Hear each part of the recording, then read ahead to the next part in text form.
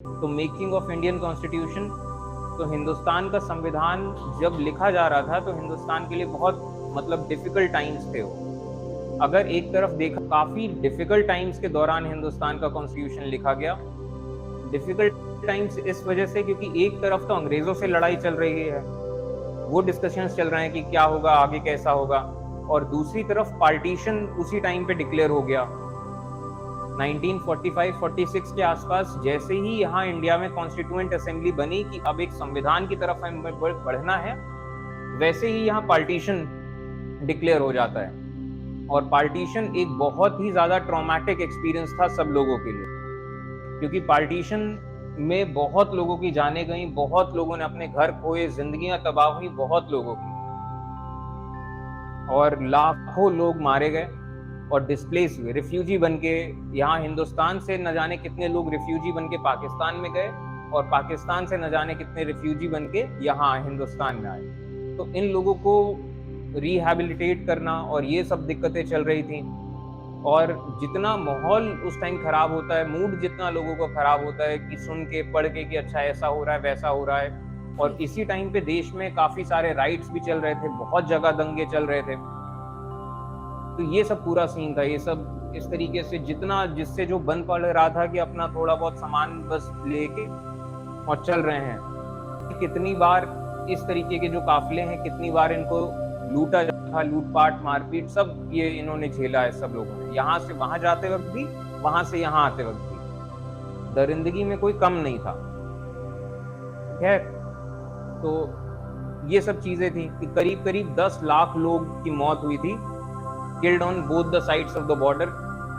ये सीन था पार्टीशन का। और इसी के साथ साथ एक दूसरा चैलेंज हिंदुस्तानियों के आगे ये था कि अगर अंग्रेजों का टाइम अगर देखा जाए तो ये जितने भी रेड कलर के एरियाज हैं ये हैं ब्रिटिश प्रोविंसेस, और येलो कलर के एरियाज ये सब प्रिंसली स्टेट्स, जो 1857 की लड़ाई के बाद ब्रिटिशर्स ने ये कहा था कि अब हम और ज्यादा एक्सपैंड नहीं करेंगे।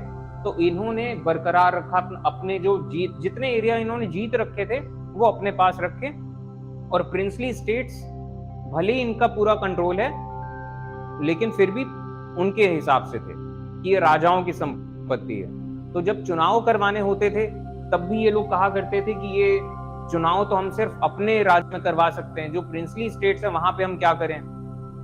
तो इस तरीके से इनका पूरा सिस्टम चलता था। प्रिंसली स्टेट्स पूरी तरीके से इनके कंट्रोल में थे, सबके ऊपर सब्सिडियरी अलायंस था, लेकिन फिर भी ये अंग्रेज लोग एक शोकेस के तौर पे इन्हें रखते थे। और बाद में इन्होंने इन सबको ये भी डिक्लेयर कर दिया था कि प्रिंसली स्टेट्स पूरी तरीके से आजाद हैं, कि ये डिसाइड करेंगे कि इन्हें कहाँ जाना है। ये हिंदुस्तान का भी हिस्सा बन सकते हैं, ये पाकिस्तान का भी हिस्सा बन सकते हैं, चाहे तो आजाद रह सकते हैं, और अगर चाहें ये आपस में यूनियन आके एक दूसरा कोई देश आपस में यूनियंस बना के, ये सब चीज की पूरी आजादी इनको दे रखी थी। तो एक तरफ ये भी काम था, एक बहुत मुश्किल काम, जिस चीज को हम कहते हैं the merger of these princely states, इन सारे प्रिंसली स्टेट्स को एक साथ जोड़ना। तो ये भी एक चैलेंज था, और इस चैलेंज के हिसाब से चल रहा था, जिससे जो बन पड़ रहा था कर रहा था। हिंदुस्तान के सेंस में अगर देखा जाए तो एक हमारे साथ बेनिफिट बहुत बड़ा ये हुआ कि बाकी देशों के कंपैरिजन में यहाँ पे एक कंसेंसस था हमारा देश कैसा होना चाहिए, जो कि हिंदुस्तान के फ्रीडम स्ट्रगल के दौरान ये इवॉल्व हुआ। और ये जो फ्रीडम स्ट्रगल था, इसी के दौरान ये जो struggle to rejuvenate our country ये भी चल रहा था, rejuvenate our country and transform our society, कि सिर्फ हमें अंग्रेजों को हटा देना काफी नहीं है कि हम अंग्रेजों को हटा दें, लेकिन अंग्रेजों को हटाने के बाद हमें कैसा समाज बनाना है कि वो सबके लिए बराबर होगा, ऐसा होगा वैसा होगा। जो डिप्रेस्ड क्लासेस हैं उनके लिए भी सीटें रिजर्व रहेंगी, किन लोगों को माइनॉरिटी स्टेटस दिया जाएगा, औरतों का क्या होगा, इन सब चीजों के मामले में। अब जैसे हम देखते हैं कि 1928 में मोतीलाल नेहरू और बाकी जो अलग जो कांग्रेस के मेंबर्स थे, इन लोग ने एक बेसिक ड्राफ्ट बनाया था कॉन्स्टिट्यूशन का। ठीक है, तो एक बेसिक ड्राफ्ट कॉन्स्टिट्यूशन का इन्होंने बनाया था, और ये था 1928 मोतीलाल नेहरू के अंडर। और इसके बाद यहाँ पे इन्होंने डोमिनियन स्टेटस की भी मांग करी थी, और इन्होंने ये अल्टीमेटम दिया था कि अगर हमारी मांग आप मान लेते हैं तब तो ठीक है, लेकिन अगर आप 1 साल के अंदर हमें डोमिनियन स्टेटस नहीं देते हैं और हमारी ये सब डिमांड्स नहीं मानते हैं तो हम सिविल डिसोबीडियंस मूवमेंट करेंगे। लेकिन अंग्रेजों ने उस टाइम पे डोमिनियन स्टेटस की मांग नहीं मानी इनकी। इधर इनका ये काम चलता रहा कॉन्स्टिट्यूएंट असेंबली, मतलब ये कॉन्स्टिट्यूशन का एक बेसिक ड्राफ्ट बनाने का। आगे चल के 1931 यहाँ पे हिंदुस्तान का एक बहुत इंपॉर्टेंट हिस्टोरिक चीज होती है कराची सेशन, जिसे हम कहते हैं। ये कराची सेशन के अंडर पहली बार एक फुल फ्लेजेड कॉन्स्टिट्यूशन का एक प्रस्तावना दी, और ये था अंडर जवाहरलाल नेहरू। मतलब लीडरशिप तो पटेल की थी, कराची सेशन को लीड किया था पटेल ने, और इसमें बहुत बड़ा एक सिग्निफिकेंट रोल था नेहरू और बोस का।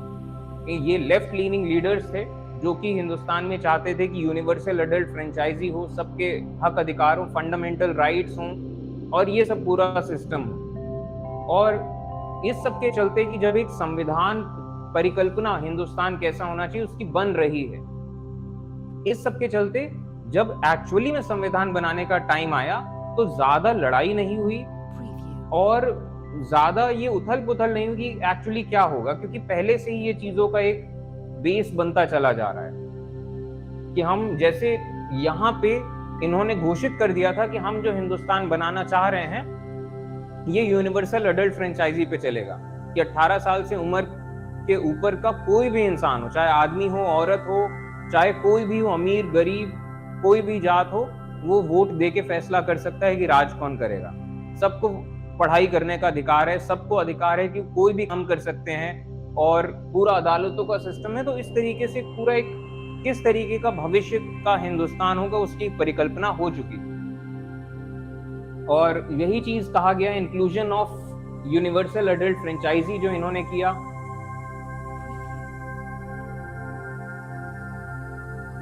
Right to freedom and equality, या बराबरी दी जाएगी सबको, और protecting the rights of minorities, जितने लोग संख्या में कम हैं उन लोग को भी अधिकारों का रक्षा करी जाएगी, और इनको भी पूरा अपॉर्चुनिटी मिलेगी कि हिंदुस्तान में ये आगे बढ़ सकते हैं, अपनी नई अपॉर्चुनिटीज खोज सकते हैं, पढ़ाई कर सकते हैं, बिजनेस कर सकते हैं, और जैसे जैसे सोशल लैडर में ऊपर जाएंगे ये प्रॉस्पेरस भी होते चले जाएंगे। सबको ये अपॉर्चुनिटी दी गई, कहीं किसी को मना नहीं किया जाएगा कि तुम पढ़ नहीं सकते हो, तुम ये काम नहीं कर सकते हो, तुम यहाँ पे बिजनेस नहीं कर सकते हो, तुम ये नहीं कर सकते, वो नहीं कर सकते। और एक और चीज इन सब के अलावा एक और जो फायदा हुआ हिंदुस्तान के मूवमेंट में, ये था familiarity with the political institutions. Familiarity with political institutions के सेंस में जैसे मैं आपको बताता हूँ, तो हिंदुस्तान के लोग हमेशा ये जरूर कहते रहे कि हमें भी यहाँ पे हक मिलना चाहिए, कि हमें भी पार्टिसिपेशन मिले सरकार में। तो अगर हम देखते हैं कि काउंसिल इलेक्शंस शुरू हुए, और काउंसिल इलेक्शंस होने के बाद कह लीजिए कि यहाँ पे अलग अलग टाइम पे चुनाव होते रहे, और हर टाइम के साथ जैसे जैसे मूवमेंट आगे बढ़ा यानी लोगों की पार्टिसिपेशन बढ़ता चला गया। और मेजर तौर पे अगर देखा जाए तो 1937 ये एक बड़ा इवेंट था। यहाँ पे आम चुनाव हुए, सेंटर की भी गवर्नमेंट है, प्रोविंसेस की भी गवर्नमेंट बनी, प्रोविंशियल लेवल पे इलेक्शंस हुए, और कांग्रेस ने ऑब्वियसली सबसे ज्यादा सीटें कांग्रेस ने जीती। तो यहाँ पे कांग्रेस की मिनिस्ट्रीज हो गई। तो जो लोग, जो पुलिस वाले या फिर जो अधिकारी लोग जो इन कांग्रेस के कार्यकर्ताओं को कुछ नहीं समझते थे, अब यही कांग्रेस के कार्यकर्ता लोग, यही मतलब यही कांग्रेस के लोग उन ऑफिसेज में बैठे हैं जो सरकार के रिप्रेजेंटेटिव्स हैं। तो कह लीजिए ये कांग्रेस को ये भी एक बहुत तजुर्बा मिला कि एक्चुअली सरकार कैसे चलाते हैं। ये लोग यहाँ पे चुन के आते हैं और एक्चुअली में सरकार चला के दिखाते हैं यहाँ पे। और ये काम वैसे 2 साल किया, वर्ल्ड वॉर 2 के बाद इन सब ने रिजाइन दे दिया, उसकी अलग कहानी है। और इसके अलावा हमारे हिंदुस्तान के बहुत सारे सब लीडर्स इंस्पायर्ड थे by the ideals of French revolution, कि ये फ्रेंच रेवोल्यूशन जो हुआ इसके आइडियल से कि किस तरीके से क्रांति होती है और हो सकती है। और इसके अलावा bill of rights of USA, ये सब जो इवेंट्स पहले के हो गए इनसे बहुत कुछ सीखने को मिला।